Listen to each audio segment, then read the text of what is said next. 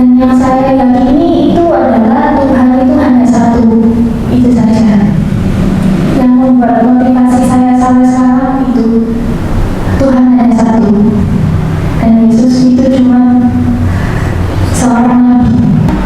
Saya waktu masih Katolik ini, kita menyebut dia Tuhan, tetapi waktu dia sebelum ditangkap, dia itu masih berdoa ke Bapa. Jadi saya bingung, dia Tuhan, kenapa dia itu tetap berdoa? Sudah yakin masuk Islam? Yakin. Tidak akan pernah menyesal? Tidak akan. Tidak ada yang memaksa Mbak masuk Islam? Tidak ada. Tidak ada yang menyuruh masuk Islam? Tidak ada. Papa yang menyuruh? Tidak. Papa ngasih tahu ayo masuk Islam? Tidak. Semua atas kehendak hati? Seorang pun tidak ada yang menyuruh? Tidak ada. Baik, sudah siap ya? Siap. Saya bersaksi bahwa tidak ada Tuhan yang patut disembah kecuali Allah. Dan saya bersaksi bahwa Nabi Muhammad adalah utusan Allah.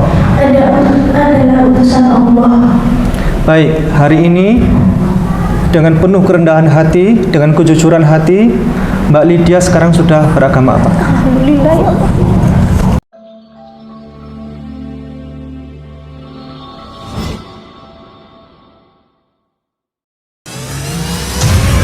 Lelang dakwah, lukisan Sweet Orange, karya Meru Sandia, pelukis Indonesia yang diundang langsung oleh Raja Salman, dilelang dengan harga terbaik yang dananya 100% akan kami gunakan untuk pembangunan Masjid Terpadu Hagia Sophia, Kota Malang.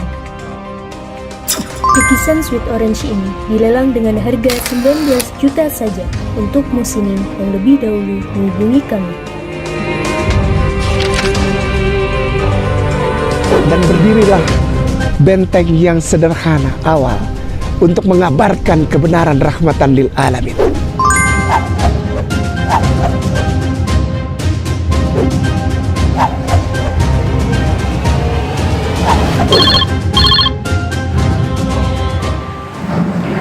Assalamualaikum warahmatullahi wabarakatuh.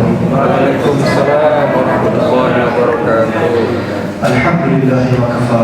Wassalatu wassalamu ala nabiyil mustafa wa ala alihi wa sahbihi as-siddiqin wal wafa. Asyhadu an la ilaha illallah wahdahu la syarika lah wa asyhadu anna Muhammadan abduhu wa rasuluhu la nabiyya ba'dahu. Allahumma shalli ala nabiyyina Muhammad wa ala alihi wa ashabihi ajma'in, amma ba'd. Yang terhormat para alim ulama yang hadir di sini, para ustaz, asatidz, ustadzat sekalian yang kami muliakan dan dimuliakan oleh Allah Subhanahu wa taala.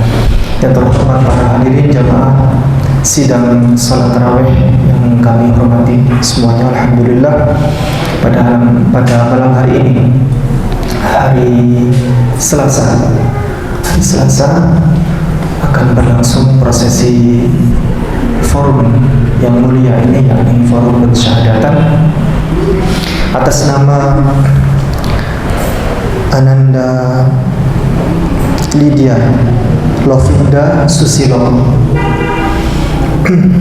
Saat ini kelahiran 29 Januari tahun 2002. Masih gadis, lajang? Masih gadis ya, belum ada suami. Belum. Alhamdulillah disaksikan oleh para jamaah sekalian yang insyaallah para hadirin semuanya di sini berarti insyaallah akan memasang Google Map untuk tersambung signalnya hingga sampai ke surga nanti insyaallah.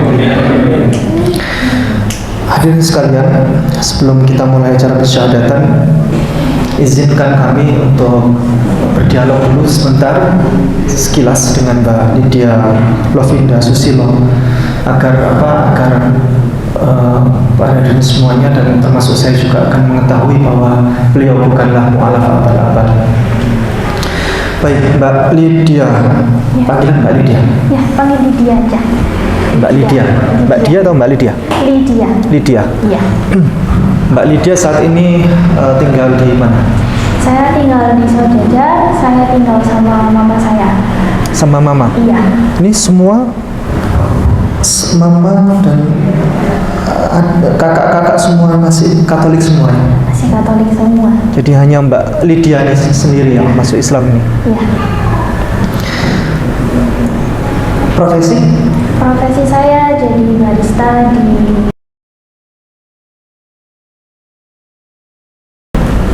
saya kerja.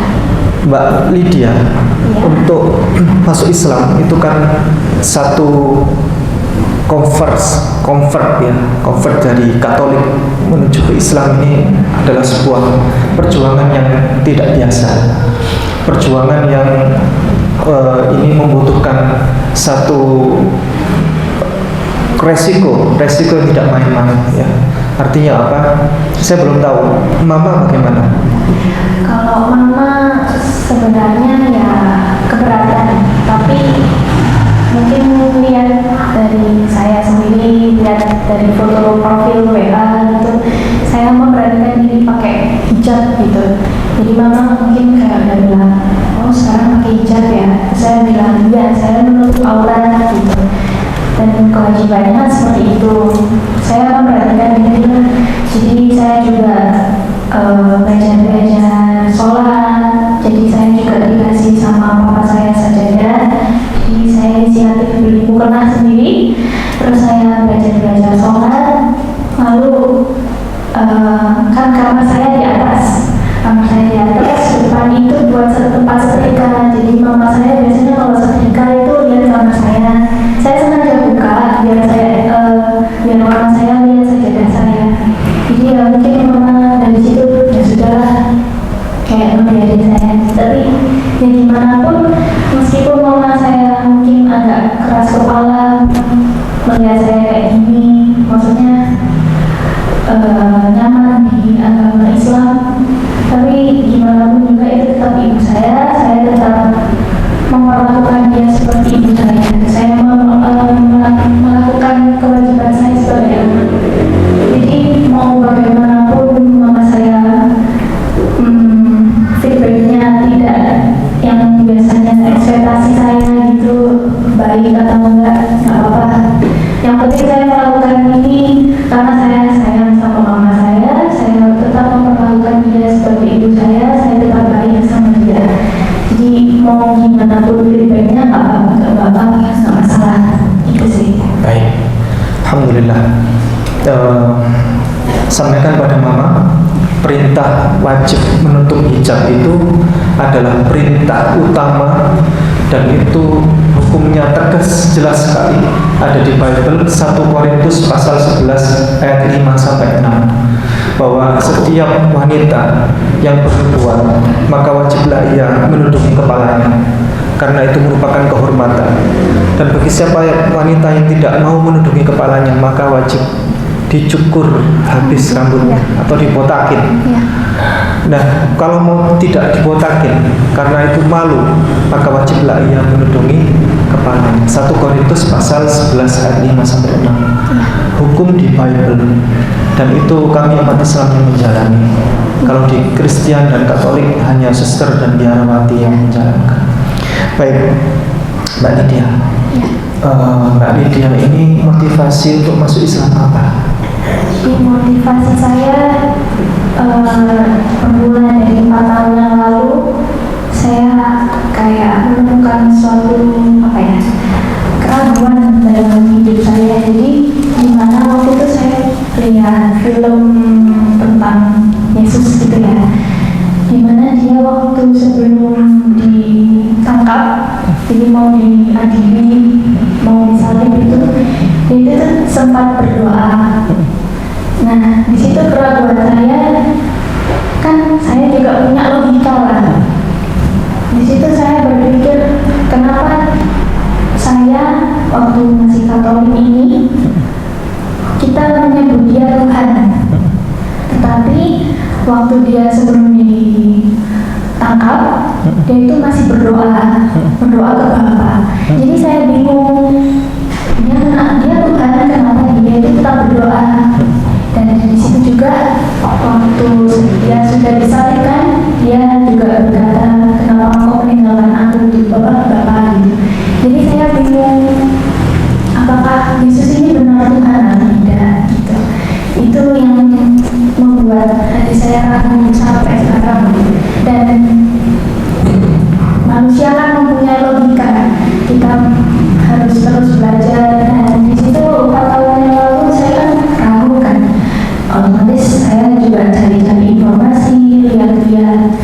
badannya sakit naik gitu. Itu di situ kerabat saya semuanya kayak menjawab. Jadi selama ini saya ya bingung. Saya kan berdoa di dalam nama Bapa, Putra dan Roh Kudus. Saya juga bingung gitu. Dan yang saya yakini itu adalah Tuhan itu hanya satu. Itu saja. Yang membuat motivasi saya sampai sekarang itu Tuhan hanya satu. Dan Yesus itu cuma seorang nabi, kalau saya bilang, dan masuk di akal saya. Alhamdulillah. Yang Mbak Lydia sebutkan tadi ayatnya itu adalah Matius pasal 27 ayat 46. Pada kira-kira pukul 3 berserulah Yesus dengan suara nyaring, Eli, Eli, lama sabachthani, yang artinya Allahku, Allahku, mengapa engkau meninggalkan aku. Itu kata Yesus. Ketika Yesus dipaku tangannya ini, dia disiksa menjelang kematian dia teriak-teriak, Allahku, Allahku, mengapa engkau meninggalkan aku. Itu kata Yesus. Ini adalah bukti bahwa Yesus ternyata punya Tuhan. Siapa Tuhannya? Allah. Dan dia tidak berdaya, dia tidak punya kekuatan apa-apa, dan itu menandakan bahwa dia adalah hanyalah seorang manusia. Sebenarnya ini adalah linier, Pak. Linier dengan Al-Quran. Al-Quran menyatakan wa ma qataluhu wa ma salabuhu walakin syubbiha lahum. Mereka tidak pernah membunuhnya, mereka tidak pernah menyalibnya, melainkan yang dibunuh dan disalib itu adalah yang diserupakan wajahnya mirip Yesus. Nah, Alkitab setebal ini Alkitab itu yang besar setebal ini, itu menceritakan Yesus selama seumur hidupnya dia tidak pernah sekalipun Yesus selama seumur hidupnya di Alkitab setebal ini dia selalu memanggil Tuhannya dengan sebutan apa itu? Bapa. Dia dalam kondisi senang, bahagia, susah, gelisah, haus, lapar, semuanya dia selalu memanggil Tuhannya dengan sebutan Bapa. Tapi anehnya hanya di satu ayat tadi, Matius pasal 27 ayat 46, Yesus memanggil Tuhannya dengan sebutan apa? Eli, Allahku, Allahku, mengapa engkau meninggalkan aku. Ini keanehan. Sehingga kesimpulannya adalah siapa yang memanggil itu? Bukan Yesus. Itu sejalan dengan Al-Quran. Al-Quran menyatakan Yesus tidak pernah disalib, Yesus tidak pernah dibunuh. Itu adalah orang yang diserupakan wajahnya mirip Yesus. Sama seperti ketika seorang suami itu ada di depan rumah. Dia pagi-pagi dia membaca berita, membaca koran, istrinya di dalam. Terus istrinya sepanjang hidupnya, sejak dia menikah sampai 30 tahun menikah, selalu memanggil istrinya dengan sebutan sayang. Tetapi tiba-tiba suaminya itu teriak, Dinda, begitu. Apa yang terjadi? Marahlah sang istri. Marah, seumur hidup selalu memanggil dengan sebutan sayang, tidak pernah menyebut dengan sebutan Dinda. Marahlah sang istri. Berarti kalau kesimpulannya, kalau mungkin ada perempuan lain ya keplecut omong atau yang tadi teriak itu bukan suaminya, ya kan? Bukan suaminya. Aneh. Baik, kemudian Yesus itu berdoa. Lukas pasal 6 ayat 12. Pada suatu waktu Yesus itu naik ke atas bukit dan dia berdoa. Semalam-malaman dia berdoa, memanjatkan doa. Ini adalah ayat yang tidak pernah dibacakan di dalam gereja. Lukas pasal 6 ayat 12. Yesus malam-malaman ia minta tolong kepada Allah, dia berdoa. Kalau ia Tuhan, tentu ia tidak akan berdoa. Dia hanyalah seorang manusia, dia hanyalah seorang nabi. Yohanes pasal 17 ayat 3. Inilah hidup yang kekal itu, bahwa mereka mengenal Engkau satu-satunya Allah yang benar dan mengenal Yesus Kristus yang Kau utus. Itu artinya apa? Syahadatnya Yesus. Asyhadu alla ilaha illallah wa asyhadu anna Isa ibnu Maryam Rasulullah. Saya bersaksi bahwa tidak ada Tuhan selain Allah, dan saya bersaksi bahwa Yesus Kristus utusan Allah. Dan kemudian dilanjutkan dengan kedatangan Rasulullah Muhammad sallallahu alaihi wasallam, asyhadu an la ilaha illallah wa asyhadu anna Muhammadar Rasulullah. Saya bersaksi bahwa tidak ada Tuhan selain Allah, dan saya bersaksi bahwa Nabi Muhammad adalah utusan Allah. Dan saya bersadar, sudah yakin masuk Islam? Yakin. Tidak akan pernah menyesal. Tidak ada. Tidak ada yang memaksa Mbak masuk Islam. Tidak ada. Tidak ada yang menyuruh masuk Islam. Tidak ada. Papa yang menyuruh. Tidak. Papa ngasih tahu ayo masuk Islam. Semua atas kehendak hati. Seorang pun tidak ada yang menyuruh. Tidak ada. Baik, sudah siap ya? Siapa? Ikuti saya. Ya. Ikuti saya. Begini, ini adalah lambang kita bertauhid, hanya mengesahkan Allah Subhanahu wa taala. Bismillahirrahmanirrahim. Bismillahirrahmanirrahim. Asyhadu alla ilaha illallah wa asyhadu anna Muhammadan Rasulullah. Saya bersaksi bahwa tidak ada Tuhan yang patut disembah kecuali Allah. Dan saya bersaksi bahwa Nabi Muhammad adalah utusan Allah. Baik, hari ini dengan penuh kerendahan hati, dengan kejujuran hati, Mbak Lydia sekarang sudah beragama apa? Alhamdulillah ya Allah. Mbak Lydia sekarang sudah beragama apa sekarang? Saya Islam. Takbir. Alhamdulillah. Ya Habib, minta tolong didoakan Habib. Bismillahirrahmanirrahim. Bismillahirrahmanirrahim. Allahumma inna nas'aluka salamatan fid din wa barakatan fil umri wa sihhatan fil jasad wa sa'atan fil rizqi wa tawbatan qabla al maut wa shahadatan 'inda al maut wa maghfiratan ba'da al maut wa 'afwan 'inda al hisab wa amanan min al 'adab wa jawazan 'ala as-sirat wa nasiban min al jannah warzuqna an-nadhar ila wajhika al karim bi rahmatika ya arhamar الراحمين يا ميسر يسر يا مدبر دبر يا مسهل سهل سهل علينا كل عسير بجاه البشير النذير يا رب بالمصطفى بلغ مقاصدنا واغفر لنا ما مضى يا واسع الكرم ربنا آتنا في الدنيا حسنة وفي الآخرة حسنة وقنا عذاب النار وصلى الله تعالى على سيدنا محمد وعلى آله وصحبه وسلم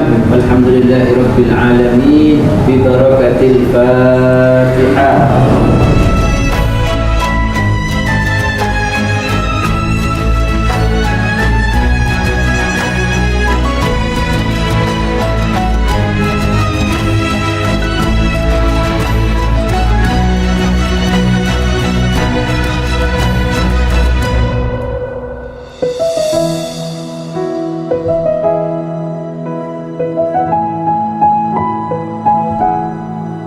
Saya izin berdoa, mohon dibantu diaminkan. Ada titipan doa dari saudara kami. Mohon doa semoga Allah memberikan kesembuhan kepada Bapak Agus Pandu Purnama bin Rahman Emon Suhendri, suami tercinta dari Ibu Reni yang baru saja menjalani operasi pengangkatan tumor di rongga perut. Semoga Pak Pandu ini segera disembuhkan oleh Allah Subhanahu wa taala, serta kita doakan semoga jenis tumornya tidak ganas dan Pak Pandu sembuh total hingga dapat berkumpul dengan keluarga tercinta serta dapat beraktivitas kembali. Jazakumullah khairan. Kita akhiri. Barakallahu fikum. Assalamualaikum warahmatullahi wabarakatuh. A'udzubillahi minasyaitonir rajim. Bismillahirrahmanirrahim. Assalamualaikum warahmatullahi wabarakatuh. Alhamdulillah, saya pensyahadatan Mbak Lydia Lovinda Susilo. Nah, saya berjumpa dengan papanya beliau. Namanya Ayahanda Budi Susilo. Ya, betul. Papanya Mbak Lydia. Bagaimana ceritanya Mbak Lydia ini bisa diantar sama Pak Budi Susilo? Panjang. Ceritanya panjang. Sebetulnya kalau untuk persahabatan bisa mungkin di belakang rumah kan juga mungkin. Tapi saya punya motivasi sendiri dari apa yang setelah saya ikuti dari YouTube Ustadz J, Ustadz Ipung, kunjungan Ustadz Ipung ke Manado, Tanjamuma, pendeta Tanjamuma itu saya ikuti semua. Jadi dari situ saya berusaha untuk mengarahkan putri saya ini paling tidak untuk sedikit membantu siar. Kenapa? Karena dari Ayah Sofia yang ada di Malang ini saya mengikuti nantinya kedepannya ini kan dari putri saya begitu mempelajari Islam itu kan banyak teman mualaf. Karena tiap hari mualaf tidak terbentuk. Betul. Saya arahkan ke situ biar nanti ada kajian-kajian yang bisa membantu untuk kedepannya. Alhamdulillah, ternyata papanya Mbak Lydia ini, Pak Budi Susilo, pemerhati YouTube. Iya, sepertinya seperti itu. Hafal semua. Hafal semua. Jadi konten-kontennya mana yang dulu kita ikuti, mana-mana itu saya tahu semuanya. Ya nggak tahu semuanya sih, saya ikuti yang ya hampir tiap pagi, tiap sampai subuh. Apa yang saya ngikutin Allah. Ketagihan. Allah. Memang sekarang informasi ini terbuka karena didukung oleh teknologi informasi digital yang sekarang luar biasa perkembangannya. Sangat luar biasa. Sehingga informasi ini masyarakat bisa akses semua. Betul. Kalau zaman dulu sulit, orang nggak tahu ilmunya ini apa sih sebenarnya dan bagaimana. Dan manusia ini orang umat Islam maksudnya mudah dimurtadkan. Mudah sekali dimurtadkan. Karena minim informasi. Pak Budi Susilo ini bagaimana ceritanya? Mbak Lydia ini tiba-tiba mau atau Bapak yang mengajak? Kalau saya sih nggak mengajak, tapi saya mencontohkan kebaikan itu tidak bisa ditunjukkan. Kebaikan itu hanya bisa kita rasakan. Sejahat apapun mereka, kita tidak bisa apa kemauan kejahatan itu. Kita harus dari itu saya memberikan sedikit ya literasi mengenai antara yang baik dan tidak. Contoh yang saya ikuti di YouTube ada mengatakan surganya. Misalnya saya kasih pilihan. Surga ini ada, kita bisa ketemu dengan orang-orang kita yang belum pernah ketemu. Nanti kalau kita di surganya ini, kita bisa ketemu dengan saudara-saudara kita. Dan ada satu surga, kita di situ tidak bisa ketemu, cuma beribadah. Tapi kita bisa menikmati apa yang kita perbuat di dunia kita dengan kesengsaraan, kita menikmati di surganya nanti. Kamu pilih mana? Ini ada surga yang dihuni cuma 144.000. Allah, hafal beliau. Kalau dibandingkan dengan surga yang seluas bumi dan seluas langit, kamu pilih mana? Saya nggak nyebutkan ini Kristen, ini pilih mana? Kamu bisa ketemu sama mbah kamu, engkong kamu. Silakan pikir. Ya, ingin ketemu sama mbah sama engkong. Allah. Nah, itu kalau kamu milih itu berarti itu surganya orang Muslim Islam. Betul kan? Pak Budi Susilo ini wah hafal semuanya. Sampai surga loh hafal. Angkanya 144.000 orang yang akan masuk di surga yang versi Bible ya. Jadi cuman dicatat. Yang lain kemana? Jutaan orang itu, miliaran orang tidak bisa masuk surga. Dari situ sudah kelihatan yang mana yang masuk akal, mana yang nggak masuk di akal. Baik, ada lagi?